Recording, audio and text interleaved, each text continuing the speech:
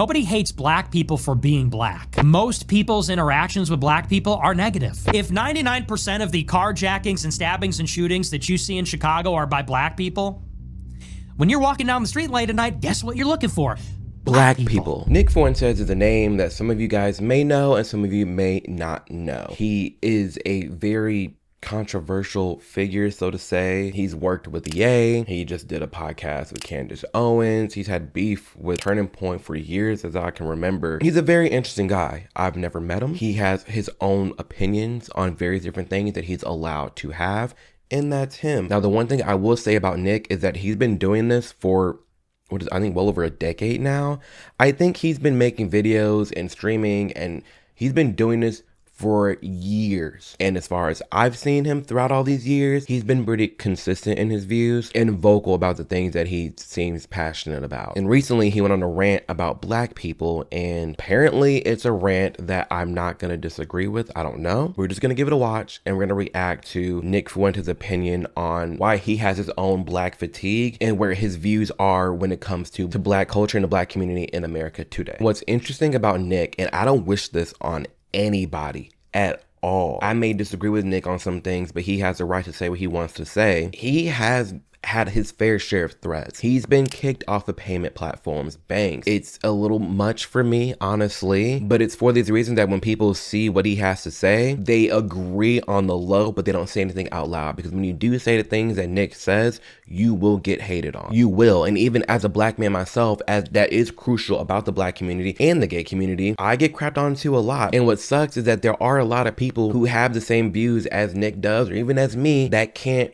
openly speak out about these things because they don't want to be fear of getting canceled, and they don't want to be doxxed. And I have to be honest with you, if you want to prevent yourself from being doxxed and you want to be more vocal about the things we're going to go through in this video, then I highly would recommend today's sponsor, Aura. It's genuinely concerning the amount of our private information that's just out there willy-nilly. Not even from people getting doxxed, but them annoying texts and calls that we've been getting, emails for stuff we never even signed up for. The list goes on. It's excessive. And the problem is that these data brokers find any information that they can about you, and they sell it online for profit, which is beyond shady and just messed up, because it doesn't stop at the annoying spam calls or texts. No, this is like bank stuff. This is like your identity theft. Like, this is real things happening to people every single day. However, with a service like Aura, this all comes to an end. It's a service that protects all of your information and does the work of a lot of different apps in one. They do the reaching out to data brokers and tell them to take down your information because they make it incredibly hard to do so, but Aura will handle it for you. But they got the identity theft protection, the spam call protection, the financial fraud protection, VPN, password manager. It does so much all under one app that is nationally recognized and respected. It's digital protection for everything that matters in my life. And granted that my life is online, much like everyone watching this video, I'm more than thankful that tools like Aura exist to have our back. It's sleek, it's easy to use, and again, I feel like there's an app for everything nowadays, but if you're someone who wants this all-in-one type of focus, Aura is the way to go. So either you can continue to let people profit and exploit your private information, or you can tap the link below. It's going to click here on the screen to go to aura.com, aura.com/Amir to start your 2-week free trial. It's a shame. I really do believe, look, I think black people are not irredeemable, but there just needs to be brutal honesty. It's like, look, these black people are really struggling, and they're turning into these maniacs. It seems like they don't do anything right. They're obnoxious, they're rude, they're inconsiderate, aggressive, cruel. And, you know, look, nobody hates black people for being black. If there are people like that, I think that's exceedingly rare. And I don't consider myself one of them. The reason that people have negative attitudes about black people is because most people's interactions with black people are negative. Now, I will say, as a black man, I believe Nick lives around or in Chicago. He's in the Midwest, and I'm from the same areas as him. This is true.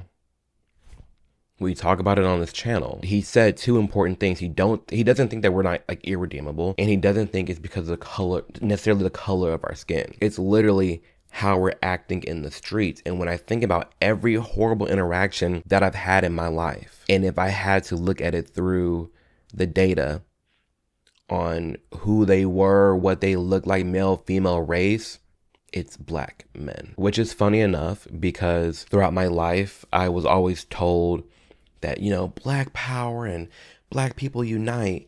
That's funny, because the most supportive people that have ever been in my life to push me beyond my goals and my dreams, to support me, have been white people.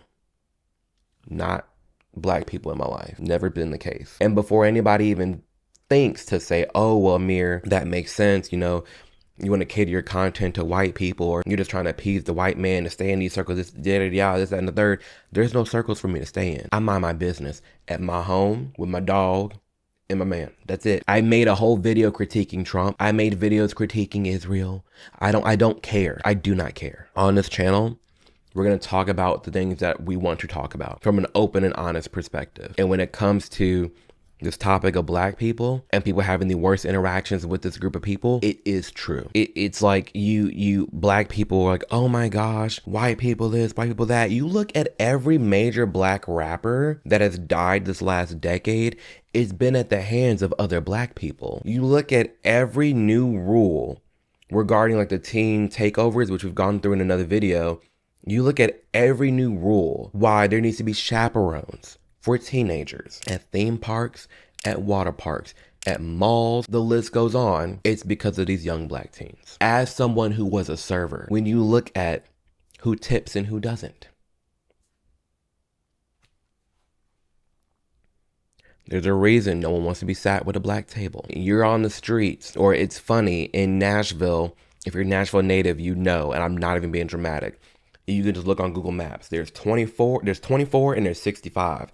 65 runs through Williamson County, which is like the richest county in Tennessee. It's mainly all rich white folk. And then 24 runs through like the more low income areas and more culturally diverse areas of town. One of these interstates I hate driving on because people are very inconsiderate. They're cutting people off, slamming on brakes, zooming through, speeding, broke down cars. Being honest here. Like, we have to be brutally honest with each other and what we're experiencing and seeing in society, whether it's fear of being called a racist. The data is, the math isn't racist. What we're looking at isn't racist. It's just, it is what it is. Most people's interactions with black people is when you're stuck in traffic and you see a Nissan Altima speeding down the shoulder. And you say, what? You're not supposed to do that. If everybody did that, it would just be another lane. And, you know, not everybody can do that. But it's like these people have no respect for decorum. They think the rules don't apply. I'm someone that is obsessed with the body cam footages, Code Blue Cam, Midwest Safety, Daily Dose of Crime. Like, listen, I love them. And there is a common denominator. I've seen this in videos, and I've seen this for myself. Whenever there's traffic, the person I always see come flying down the shoulder selfishly, they're black. It is what it is. In the society that creates, the lack of decorum, it doesn't create something fun. I'm someone who loves Miami. I love visiting Miami, but only Brickell. I love me some Brickell. I love Wynwood. I can't do South Beach. Never, because it's too black. Officers are patrolling the streets of South Beach. The stepped up enforcement comes amid a chaotic spring break filled with violence and lawlessness. It's too dangerous. It's too ratchet. I don't want to walk around and see ass on a freaking Saturday evening. I don't want to deal with the rowdiness and the Bluetooth speakers and the crime. It's just a bad time. It's unfortunate. Even Vegas, I just went on a vacation to Vegas, and it was like I went over to Old Vegas. I went to try that out. I guess it's Fremont Street or whatever. It felt like I was on a Carnival Cruise. Hello, Carnival Cruise. Now they're changing their rules. Why? But then when I go to the rich bougie casinos, oh, it's so much nicer. So much nicer. It's, listen, this video's hitting some points. It really is. To them, they have no respect for society. Like, that's their interaction is they are a waiter and they wait on a black table and the black people don't tip and they're rude. Which I just spoke about is definitely true. Obviously, I was a host before I was serving, and even the black waitresses would come up to me like, Amir, do not send me with the black people. And I was like, oh my gosh, that's so racist and rude. Why not? So they don't tip. And they don't. They're the most rude people to serve, and they don't tip. People talk about it all the time. I just went snowboarding. I went snowboarding up in Big Sky. I took a private lesson that day. We had stopped to take a break, and she said, oh, just set your stuff right here. I'll put a picture of the screen of my board and my outfit. Oh, I love it. I cannot wait to go back snowboarding. But she said, oh, you can just leave it here. And I'm like, I just paid so much money for this equipment. What you mean just leave it here? She's like, it'll be fine. It's going to stay. It stays. Because no one's going to steal it. You know, we've seen those pranks of, oh, walking around with a PlayStation in the hood. You will get jumped, robbed, and beat. You walk around with a PlayStation in a white neighborhood. Oh, sweet. What's your gamer tag? Oh, can I come play with you? Oh, where'd you get it? people's interactions at stuff like that. They go to the DMV and they see a black person behind the counter and they say, oh, here we go. And the person's rude.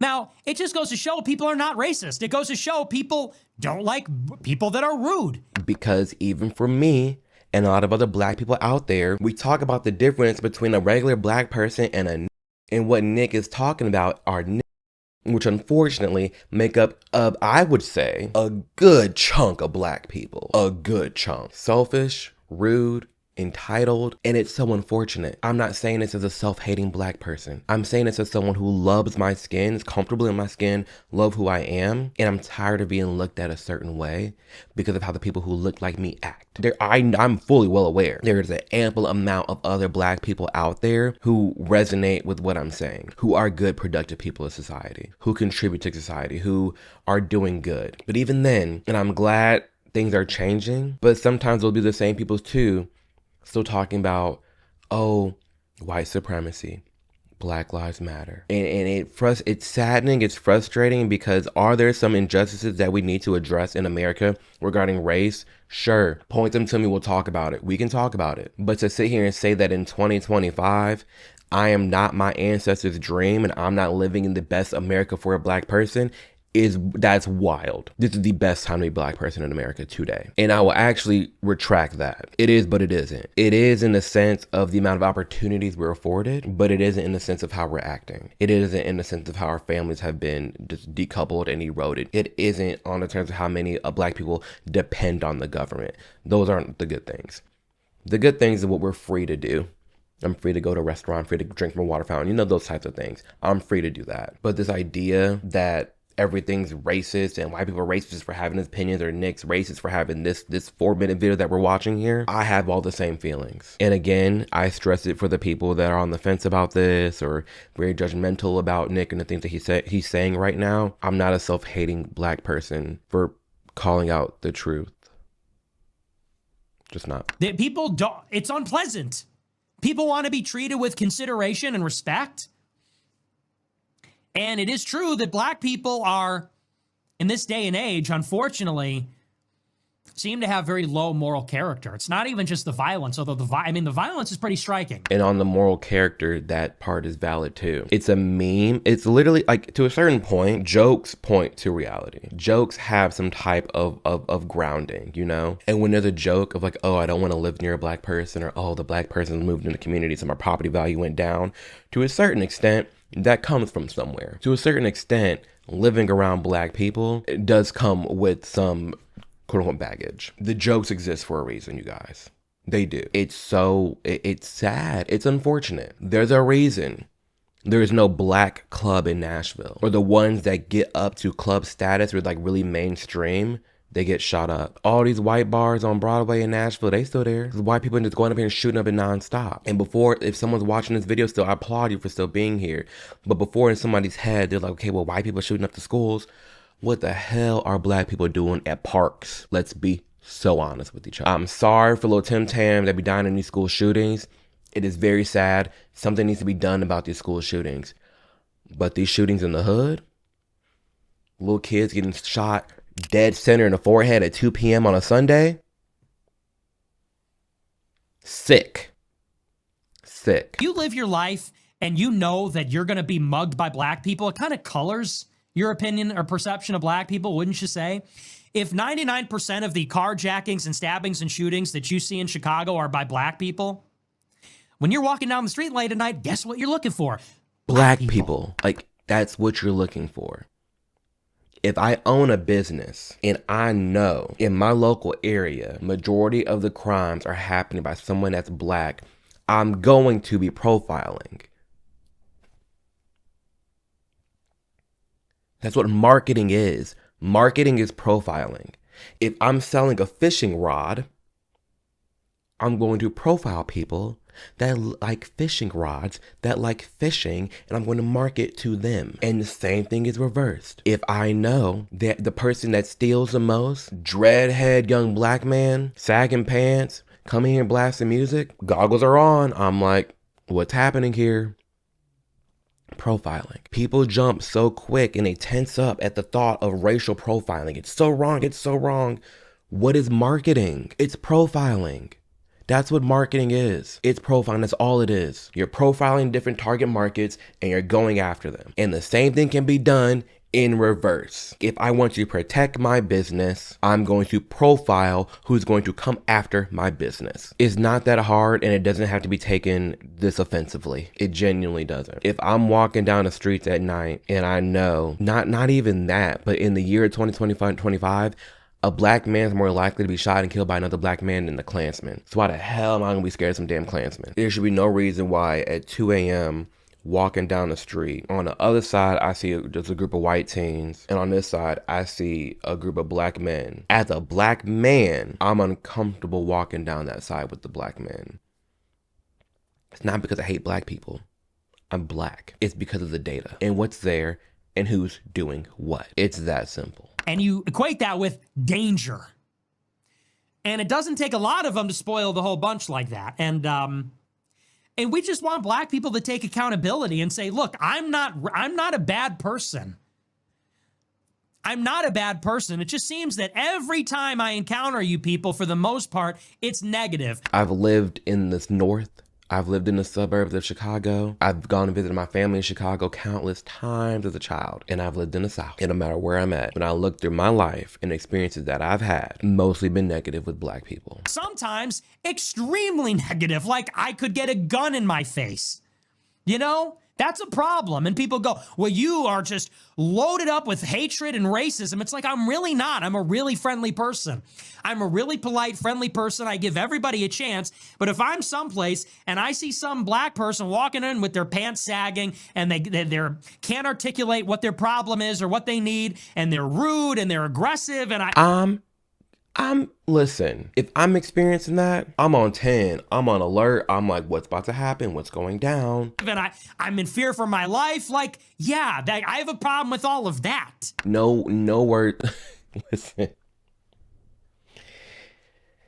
So far in this video, he's not wrong. He's not wrong. You look at these people acting a fool in these fast food restaurants, in these stores, hipping and hollering, giving police a hard time. It's black people. It's why black fatigue is on the rise. It's why just genuine disdain for the unlawful and rudeness of black people is driving people up a wall. It is a black issue. It's not racist to point it out. And people go, and these black people go, well, you're racist, you're racist. It's like, no, I just hate inconsiderate behavior. That's it. If black people were super well behaved, we would be racist in the other direction. We'd say, black people, oh yes, dude, yes. My day is about to turn around for the better. What can I help you with, sir? Please come right on in. Man, what a relief to see you here. You're a sight for sore eyes. Did he lie? Did he lie? If it was the other way around, it'd be praise. Like, oh my gosh, you're black, come on in. Oh my gosh, you're black, I love you. Oh my gosh, this is great. Are there some black people, obviously, that are great and joys to be around, and you see them, you're like, oh my gosh, come on in, yes. More often than not, it has to do with the decorum and how you're handling yourself and how how you carry yourself. And then is it even to say, like, oh, I have to carry myself like the white man and I'm this, like, no. It just means pull your pants up. It just means talk at a respectful tone. It just means not show every ounce of your body in public. It means not twerking in the middle of the street. It means not waving your gun around. If I'm looking back, the only times I've ever called the police wasn't for no damn white kids. If black people were known for being the best,